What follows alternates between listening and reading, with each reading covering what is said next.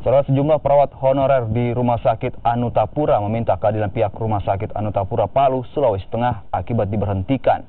Sebelumnya, sejumlah perawat honorer diberhentikan bulan Desember lalu dengan alasan rumah sakit mengalami kerusakan bangunan akibat bencana gempa. Sejumlah perwakilan perawat Rumah Sakit Anutapura yang diberhentikan mendatangi Sekretariat Aliansi Jurnalis Independen Kota Palu untuk meminta dimediasi dengan pihak rumah sakit. Salah satu perawat yang di PHK mengaku telah mengabdi selama 10 tahun dan dijanjikan untuk dipekerjakan kembali, namun belum juga terrealisasi. Rumah Sakit Anutapura Palu memberhentikan sebanyak 400 tenaga honorer karena pemasukan berkurang pasca bencana 28 September 2018 lalu. Kini sejumlah perawat yang diberhentikan mencoba mengadu ke pemerintah untuk mencari keadilan. Pertimbangan-pertimbangan yang bisa dipertahankan pada tenaga pekerja, salah satunya misalkan lama kerja, ya kan? Terus kedua,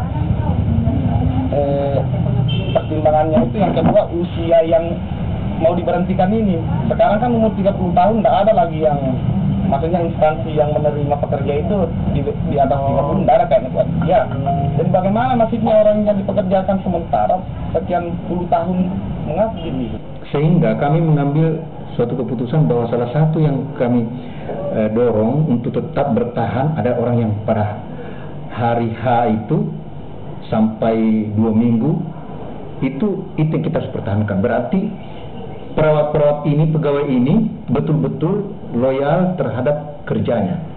Walaupun dia juga tertimpa musibah, tetapi dia punya niat besar, dia punya niat baik, tanggung jawab sebagai seorang pekerja di rumah sakit ini. Yang saya maksud pekerja di sini pegawai, perawat, apa semua, termasuk dari pihak security. Inilah yang kita harus kasih reward, penghargaan kepada mereka-mereka ini yang betul-betul all out di saat-saat kita kritis.